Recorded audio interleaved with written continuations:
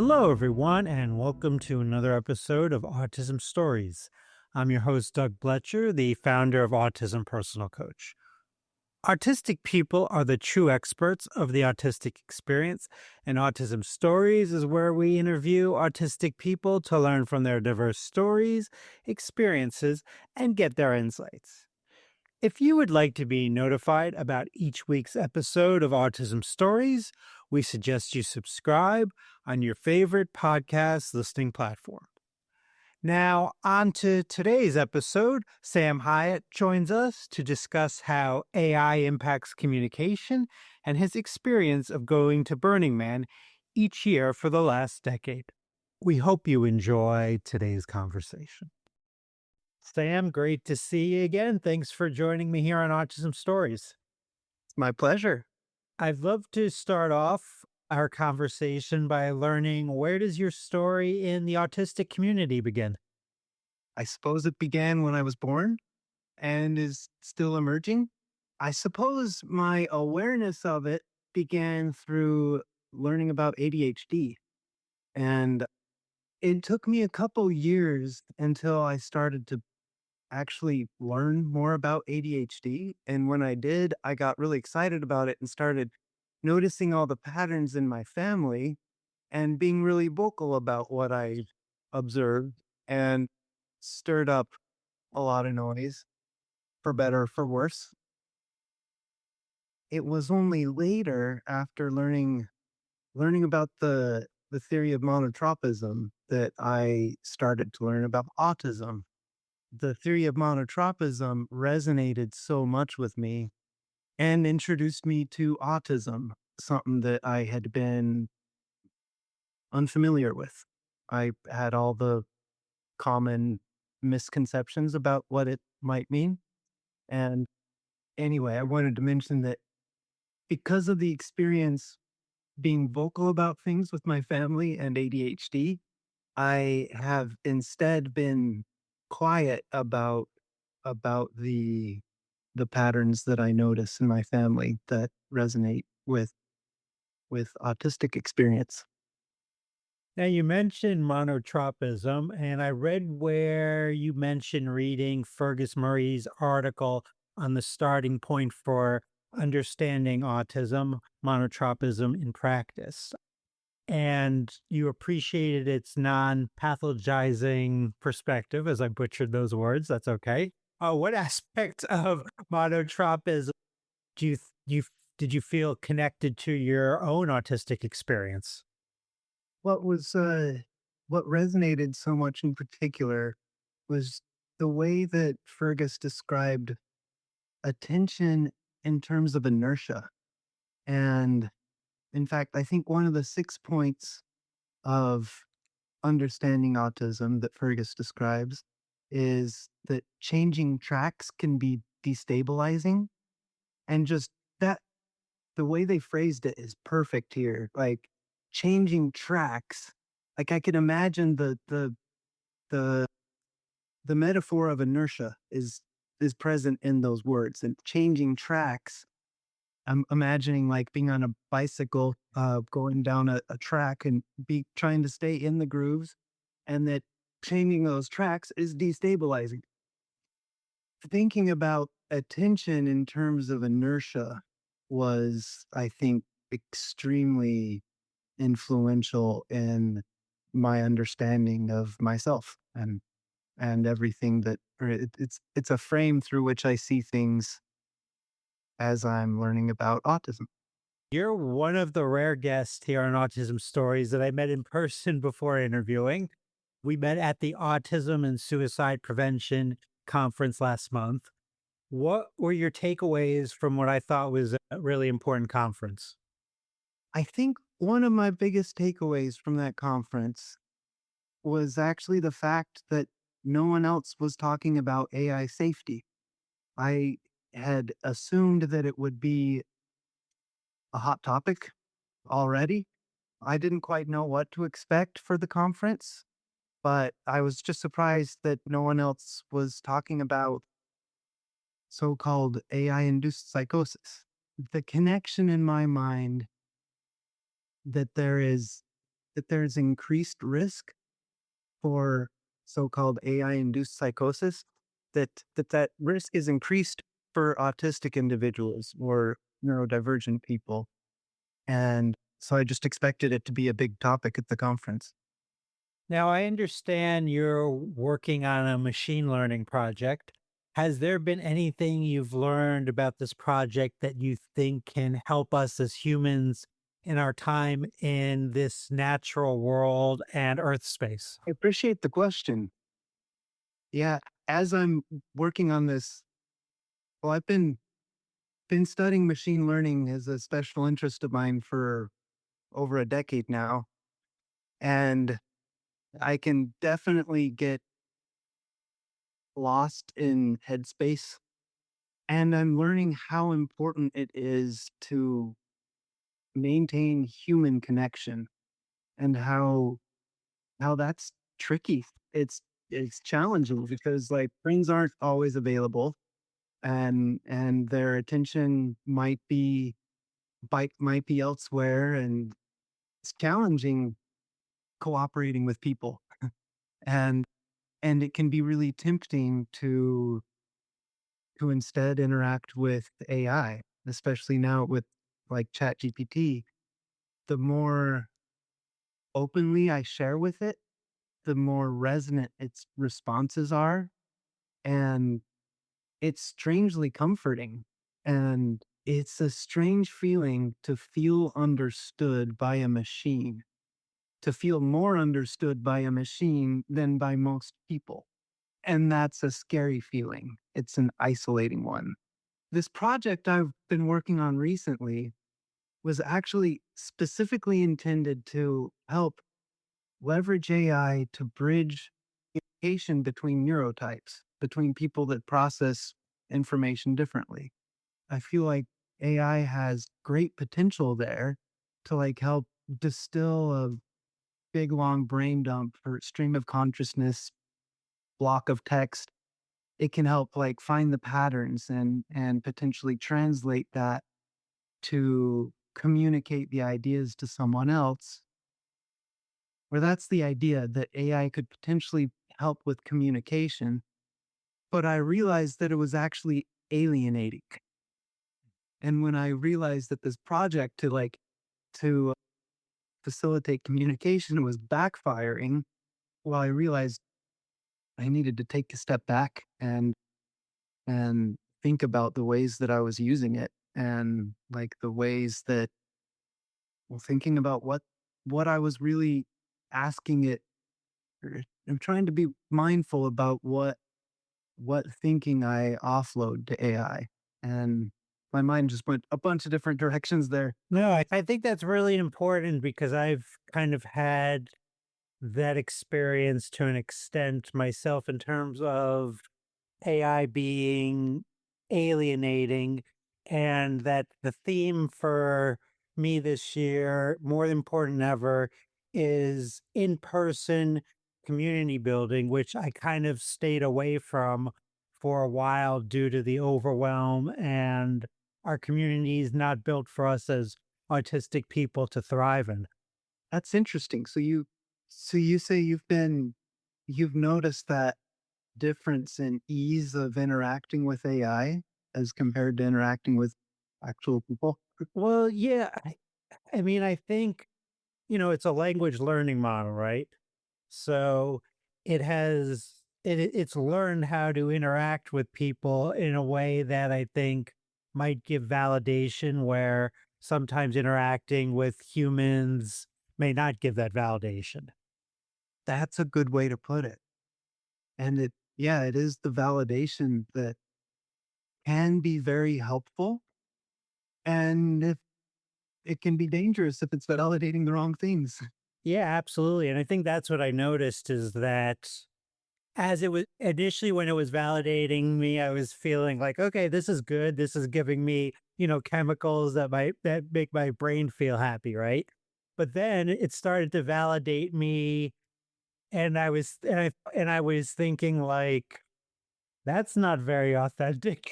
I don't know if I should be validated right now. Interesting. Can you think of any particular examples that you'd be willing to share? I don't really remember. I mean, I would definitely share if if I could remember, but yeah, I guess I was looking for maybe to, and then I started to maybe give more pushback to AI. Once it validated me, and I was like, wait a second, I don't know if I should be validated here. And then we were able to get into a more of a conversation, but I still wasn't happy because even within the context of that conversation, it was still trying to validate me. And I guess I was looking for more of critique in those specific moments. At other times, the validation feels wonderful.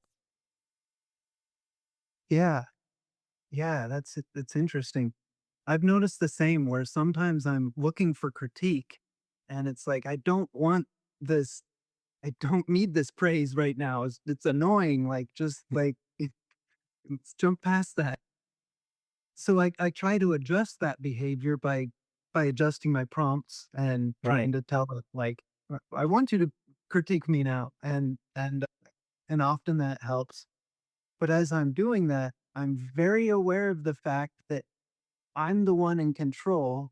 And at least usually the way I'm using it, I'm the only one putting context in. And so it's all through my bias.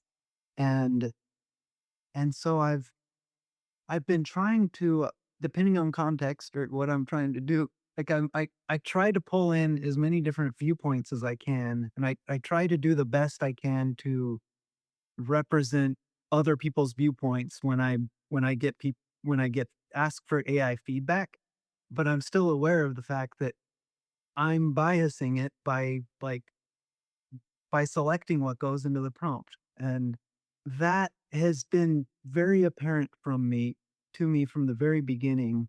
Because as I've said, it's been a special interest of mine for over 10 years now. And just understanding how these large language models are taking in context and then generating an output based on what resonates in the context. And so I recognize the importance of including other perspectives from other humans. And and that's been a big part of my project, exploring ways that I can, like, different workflows that I can use to ensure that I'm including other perspectives when I'm interacting with AI, who include, or to ensure that I'm getting, that the validation that I'm getting isn't validating my feelings, but validating truth. Now, when we met last month, one of the interesting things I learned about you is that you've been to Burning Man 10 times. For those that don't know, Burning Man is an annual week-long desert gathering in Nevada's Black Rock Desert that creates a temporary city focused on community, art, and radical self-expression. So it sounds like a fascinating experience. Do you have a story or two about Burning Man that might explain why you keep returning to this unique event? I have too many stories, but I already told you about one of them, so I suppose I'll tell you, I'll retell it. But I need to give some context. I want to tell you about my first day at Burning Man. I can't even remember what year it was. You can do the math. My first day there, I had finally set up camp. I was walking out towards the man. I came across what looked like a hot dog stand, but it was called the Hug Deli. And there were people there working at the Hug Deli selling hugs for the price of two compliments. And I thought that's a fun idea. And I went up and ordered a hug and gave this woman two compliments. And I think I ordered a warm and fuzzy hug. And later I ended up deciding to work at the Hug Deli, and I put on an apron and played the role of the Hug Deli employee, and really enjoyed that process. Or the I really enjoyed role playing and what those boundaries putting myself in the role of hug salesman. um, it was fun, and it opened up a creative part of me that was was really fun. It was improv, and so many years later, I think it was like my seventh burn. I decided that I was going to go into competition with Mikey's Hug Deli, and I was going to open up Sam Huggeton's Hug Mart. And it, the Hug Mart was a big box hug store that I set up right next to the Hug Deli, selling hugs for the price of one and a half compliments. And all of the hugs were totally ripped off of the Hug Deli menu. I gave them slightly different names, but they were total rip-offs. And I thought Mikey would think the idea was hilarious. I thought everyone would love it. Everyone that I told about it in my camp that I told about my project, they all thought it was hilarious. They loved the idea. Anyway, I had gone it was so much work that I put into building this structure. Like that snowballed into this. It's hilarious thinking of all the work that went into this incredibly heavy structure, this big box hug store. And when I was literally putting in the very last bolt, finally done, when Mikey walked up. His arms were folded and he had this frown on his face. And I was like, "Hi, Mikey." He was not pleased at all. Even though my brother had warned me, he'd been like, Mikey might not like this idea. Like the thought had not crossed my mind that he might not appreciate it. But he really did not like what I was doing at all. I was totally encroaching on his space. And which was my point, because it was a joke. But he was protecting the space of an art project that was bigger than him. And long story short, he ended up leveraging his connections in local government and his grandfather status. He had already been there 10 years. And even though he didn't register his art project, and I had, he leveraged his grandfather status and his connections in local government. And there actually is an art governance organization at Burning Man that got me kicked to the other side of Playa. And I had to go and tear it down and move it. And it was terribly laborious process. I felt like the punchline was taken out of the whole project, but I in the end was satisfied with the storyline that the mom and pop hug shop. Yeah, I guess there is a good moral to that story, huh? but I'm not sure the moral. I just think it's a cool storyline. I like it, and I'm glad the mom and pop won. Yeah. Did how he protected the space, like in that process, he explained how he described the space that I had experienced my first day at Burning Man, that would not have been the same with the hug mark next to it. And I recognized he was protecting that, and I really appreciate him for that. Now, the concept of Burning Man intrigues me in the sense that the communities we live in aren't accessible to us as autistic people for so many different reasons.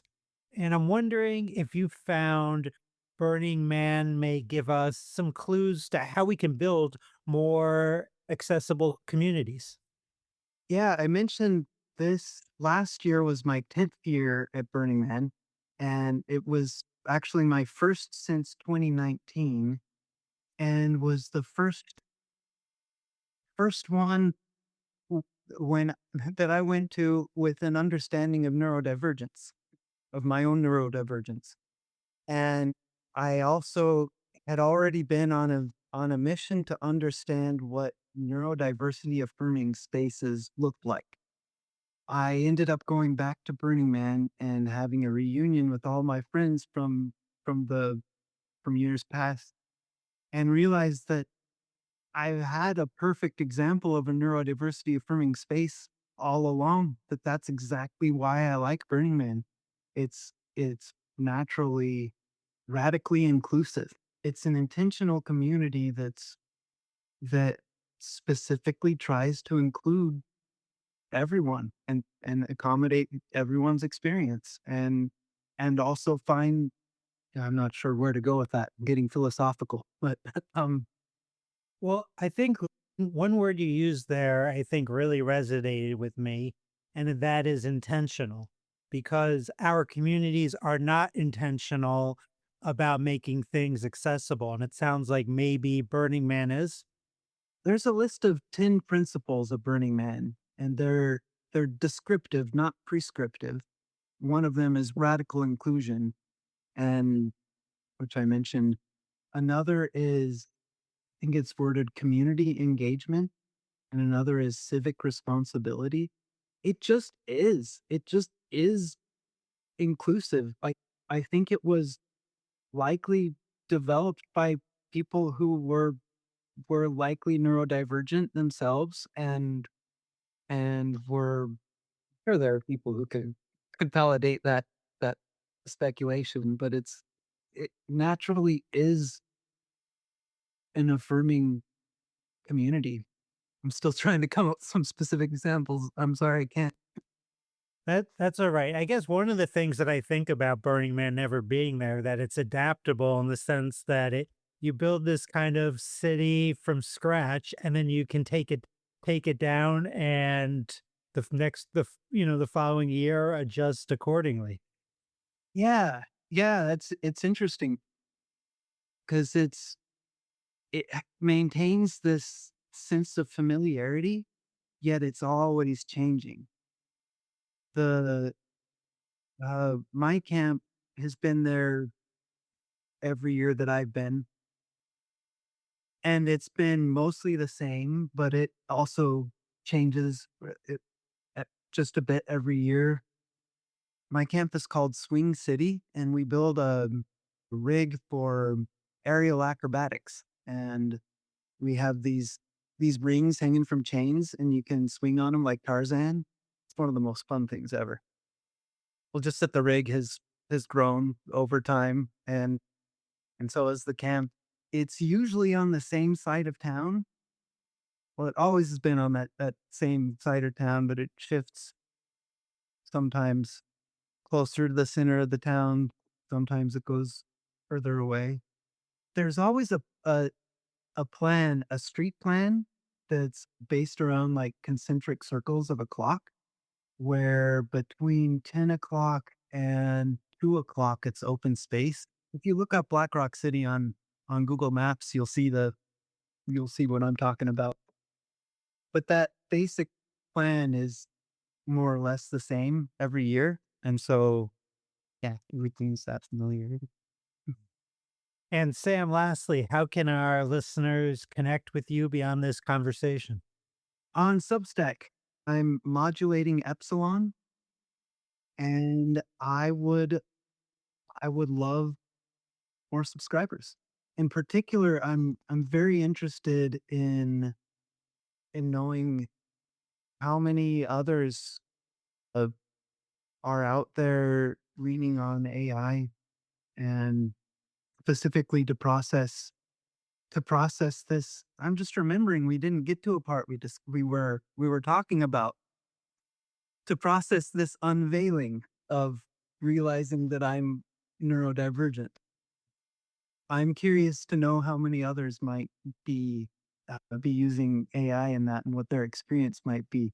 When I met you, I I remember asking you that question of if there's a term you use for the experience of realizing you're autistic. And do you remember what you answered? Now that you kind of reminded me, I do. Well, It was an on the spot question. So I don't always do so well with those. I need to usually plan for communication a little bit more. But I talked about it being a veil that had lifted. And I think there's lots and lots of veils in our lifetime that can be lifted. But yeah, for me, like at the veil of my autism and neurodivergence was a life a changing experience. I I really appreciated that term. It really resonated with me and my experience. I was telling Shannon about that. Shannon was co-host of the conference where I met you at. Yep, Shannon Palma, and she's been on Autism Stories a couple times. Absolutely. That's right. That's right. And I want you to know how I described you to Shannon. I said that when I think of Doug, I can feel his smile. Of his smile. I I can see it now and I can feel it now. I appreciate that, Sam. When I shared this story, your answer to that question with Shannon, she told me about registering for a class in college. She registered for it in December of 1999 when she wasn't sure if the class was going to happen because of fears of Y2K. She was telling me how actually on the syllabus, the class was about apocalypse. On the syllabus, it said like, if this class happens, alluding to the fact that maybe it wouldn't because of Y2K, or alluding to those fears. Anyway, she mentioned that to say that she learned that the word apocalypse actually comes from Greek for unveiling. Interesting. Anyway, I love that, and I just wanted to share. Thanks so much, Sam. It was lovely to talk with you again. Thanks for being here on Autism Stories. Well, it's my pleasure. Thank you, Doug. Thanks so much to Sam for the conversation. To learn more about Sam, please check out the link in the podcast description for this episode. We always love hearing from you and would especially love to hear from you after listening to this episode on if you find that interacting with AI may sometimes feel easier or more emotionally resonant than interacting with other people. Did you know Autism Personal Coach provides support by autistics for autistics? We empower autistic adults and teens to be the best version of their authentic selves through customized life coaching and community groups. We also support parents and partners of autistic people by providing insights and guidance to bridge communication gaps and nurture mutual understanding. So please visit autismpersonalcoach.com to begin your experience of judgment-free coaching rooted in empathy, expertise, and respect for autistic identity. Till next time, I'm Doug Bletcher of Autism Personal Coach. Talk to you then.